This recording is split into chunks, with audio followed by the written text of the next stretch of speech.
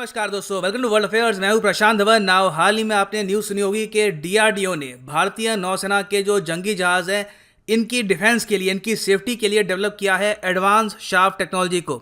Now ये बहुत ही important topic है किसी भी एग्जाम के लिए। किसी भी एग्जाम के जीएस सेक्शन में आपसे पूछ सकते हैं कि ये हाल ही में जो शाफ्ट टेक्नोलॉजी है, ये जो न्यूज़ में है, ये किससे रिलेटेड है। तो आपको पता होना चाहिए कि इसका बेसिकली मतलब क्या है। नाउ कई लोग हैं इसको ये कंफ्यूज कर रहे हैं फ्लेयर से। तो इस वीडियो में मैं क्रिस्टल क्लियर करूंगा कि एडवांस शाफ्ट टेक्नोलॉजी है क्या, इसका रोल क्या है और डीआरडीओ की जो ये डेवलपमेंट है ये भारतीय नौसेना के लिए इतनी महत्वपूर्ण क्यों है। ना हो सकता है कि काफ़ी बार आपने एक फाइटर जेट को देखा होगा फ्लेयर को छोड़ते हुए। फॉर एग्जांपल यहाँ पे आप देखेंगे, ये यहाँ पे है रफाल विमान, ये उड़ रहा है यहाँ पर। अब आप नोटिस करेंगे ये जो विमान है अचानक से अपने पीछे ये रिलीज़ करेगा फ्लेयर। यहाँ पे आप देख पाएंगे। मैं एक और वीडियो भी आपके लिए प्ले कर दूंगा ताकि आप समझ पाएँ कि फ्लेयर किस तरीके से एक विमान रिलीज़ करता है। अब आप सोच कर देखिए, ये फाइटर एयरक्राफ्ट सामने मिसाइल लॉन्च करने के बजाय पीछे फ्लेयर रिलीज़ क्यों करेगा? ये कर रहा है सेल्फ डिफेंस के लिए। क्योंकि अगर मान लो कि यहाँ पर रफाल की तरफ एक और फाइटर जेट ने, फॉर एग्जांपल F-16, F-18 कोई फाइटर जेट है, इसने लॉन्च कर दिया एक हीट सीकिंग मिसाइल। मिसाइल भी होते हैं बहुत टाइप के, एक इसमें श्रेणी होती है हीट सीकिंग मिसाइल की। हीट सीकिंग मिसाइल क्या करता है कि ये फोकस करता है गर्मी पर। इसको इस तरीके से प्रोग्राम कर रखा होता है कि जो फाइटर जेट का इंजन है, जहां से बहुत ज़्यादा हीट प्रोड्यूस हो रही है, सिर्फ इसका फोकस रहेगा उस पर। इस मिसाइल का बस एक टारगेट होता है हीट। तो जो ये फ्लेयर है ये काफ़ी बार हीट सीकिंग मिसाइल को कर देती है गुमराह। क्योंकि जब आप फ्लेयर रिलीज करते हो ना, तो फ्लेयर में बेसिकली आप क्या कर रहे होते हो कि मैग्नीशियम या फिर जिंक जो है इसको आप जला रहे होते हो बहुत ज़्यादा हाई टेम्परेचर पे। तो अगर बहुत सारी फ्लेयर्स आ जाएगी एक विमान के आसपास, तो जो हीट सीकिंग मिसाइल है ये हो जाएगा कंफ्यूज कि मुझे हिट करना क्या है, मेरा टारगेट क्या है। और काफ़ी बार देखा गया है कि बिकॉज ऑफ दीज फ्लेयर्स जो फाइटर जेट है ये बच जाते हैं और जो हीट सीकिंग मिसाइल है ये अपना टारगेट कर देता है मिस।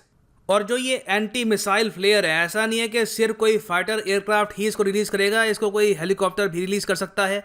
एक्चुअली हेलीकॉप्टर इसको काफ़ी यूज़ करते हैं क्योंकि हेलीकॉप्टर्स इतने फास्ट होते नहीं है जितना एक F-16 या फिर F-18 या फिर इवन एक रफाइल है। तो उनको काफ़ी बार ये फ्लेयर चाहिए होते हैं सेल्फ डिफेंस के लिए from heat seeking missile. So aircraft के अलावा हेलीकॉप्टर और इवन शिप्स भी इस्तेमाल करती हैं इन फ्लेयर्स को। एक शिप की तरफ भी दाग दी गई है अगर एक हीट सीकिंग मिसाइल, तो ये फ्लेयर के जरिए कोशिश करती है शिप के मिसाइल की जो ट्रेजेक्ट्री है इसको ये भटका दे। नाउ यहाँ पे क्वेश्चन आता है कि अच्छा डीआरडीओ ने क्या ये फ्लेयर टाइप की बना दी है? तो इसका आंसर है नहीं। देखो यहाँ पे बहुत ही सिंपल शब्दों में मैं आपको बता रहा हूँ। दो टाइप की चीज़ें होती हैं एयरक्राफ्ट, शिप और इवन हेलीकॉप्टर के डिफेंस के लिए। एक है फ्लेयर, दूसरी है शाफ। इन दोनों को हम कहते हैं काउंटर मेजर। दोनों की दोनों है ना, ये आती है काउंटर मेजर के अंडर। फ्लेयर आपको पता लग गया कैसे काम करती है।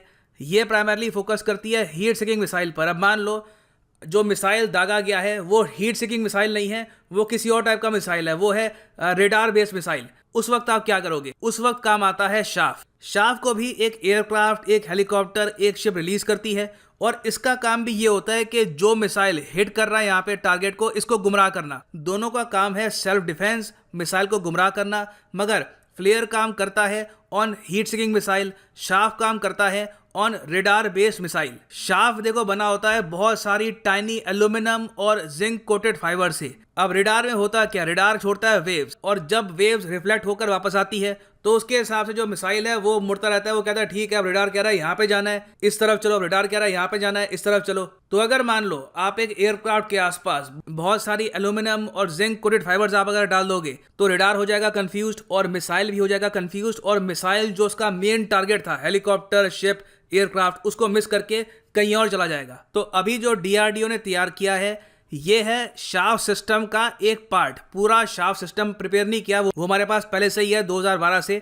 शाफ्ट सिस्टम का एक बहुत ही इंपॉर्टेंट पार्ट होता है, वो हमने यहाँ पर प्रिपेयर कर दिया है। और इसलिए यहाँ पे आप देखोगे मिनिस्ट्री ऑफ डिफेंस की जो नोटिफिकेशन है यहाँ पे ये कह रहे हैं कि जो शाफ्ट का पार्ट हमने प्रिपेयर किया है ये बचाएगा हमारी नेवल शिप्स को एनिमी के रेडार से और रेडियो फ्रीक्वेंसी मिसाइल सीकर से।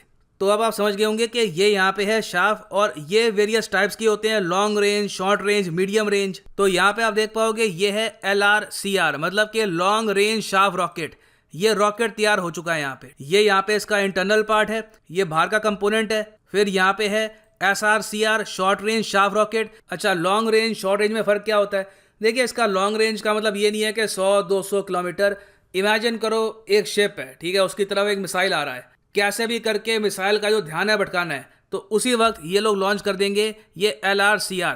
और अगर मान लो मिसाइल अभी काफ़ी दूर है तो यहाँ पर बेस्ट ऑप्शन यही रहेगी ये लॉन्ग रेंज शार्प रॉकेट, और ये कवर कर सकता है 12 किलोमीटर तक का डिस्टेंस। जो ये शॉर्ट रेंज वाला है ये अराउंड आप कह सकते हैं 1 से लेकर 2 किलोमीटर्स के आसपास का, और जो मीडियम रेंज होता है ये अराउंड 5 किलोमीटर्स।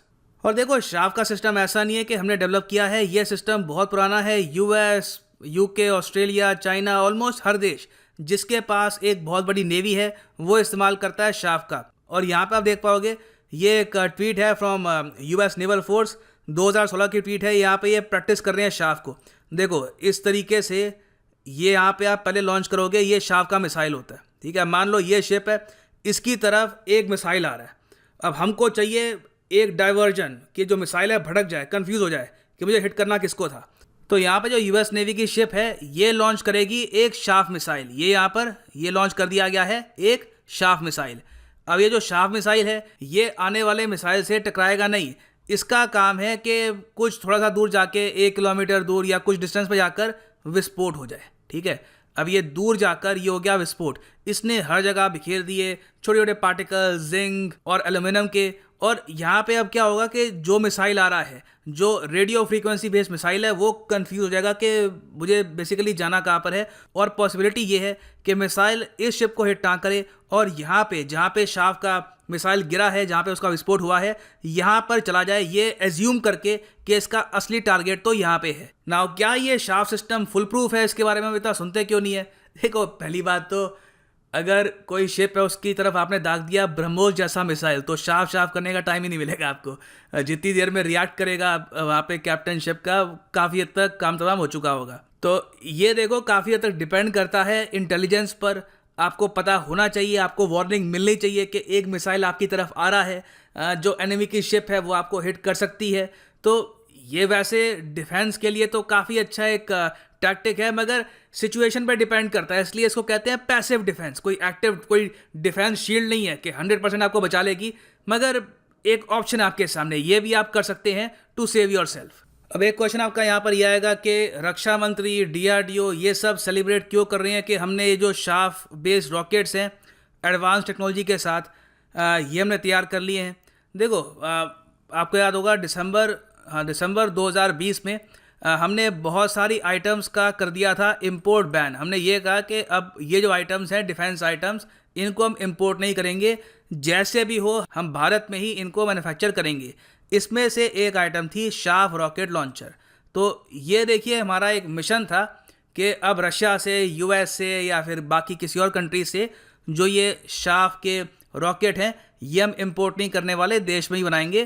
तो DRDO ने ये कहा कि बिल्कुल, और with in a few months आपके सामने ये 2021 का अभी अप्रैल चल रहा है, इन्होंने यहाँ पर ये तैयार कर दिया। तो बिल्कुल बहुत अच्छी बात है, बहुत अच्छी डेवलपमेंट है फॉर आत्मनिर्भर भारत। मगर आपको यहाँ पे ये भी समझना होगा कि इंडियन नेवी ऐसा नहीं है कि अब पहली बार यूज़ करेगी शार्प को। हम इसको बहुत लंबे समय से यूज़ कर रहे हैं, और एक्चुअली 2012 में तो हमने खुद का एक शार्प बेस्ड डिफेंस सिस्टम भी डेवलप कर लिया था जिसका नाम है कवच डिकॉय सिस्टम, ठीक है, कवच डिकॉय सिस्टम। यहाँ पे आप देखोगे ये आर्टिकल है टाइम्स ऑफ इंडिया का 2012 का, नेवी नाउ हैज़ इंडिजिनस, मतलब कि खुद बनाया गया कवच, और यहाँ पे लिखा है ये है एक शार्प रॉकेट सिस्टम, कवच नेवल डिकॉय सिस्टम। अब क्या है कि इसका मतलब यह है कि हमारे पास सिस्टम था, मतलब कि शार्प लॉन्च कैसे करना है, ये सब जो इक्विपमेंट है ये सब हमारे पास था। अब बस हमारे पास जो रॉकेट हैं ये हो गए हैं मेड इन इंडिया। तो बहुत ही ज़्यादा सिंपल वर्ड्स में मैंने आपको बताया है कि डेवलप हुआ क्या है, DRDO ने इसको क्यों बनाया, और इसको फ्लेयर से कंफ्यूज मत कर लेना। फ्लेयर ऑल टुगेदर डिफरेंट होता है, और बिल्कुल फ्लेयर भी हमारी एयरफोर्स, नेवी इस्तेमाल करती हैं। शार्प फ्लेयर बहुत ही कॉमन चीज़ें हैं, ऑलमोस्ट दुनिया के हर देश में आपको मिलेगी, मगर बहुत ही कम देश इनको खुद मैन्युफैक्चर कर सकते हैं। तो इसी नोट के साथ वीडियो करते हैं ख़त्म। Thank you for listening and as always God bless you all.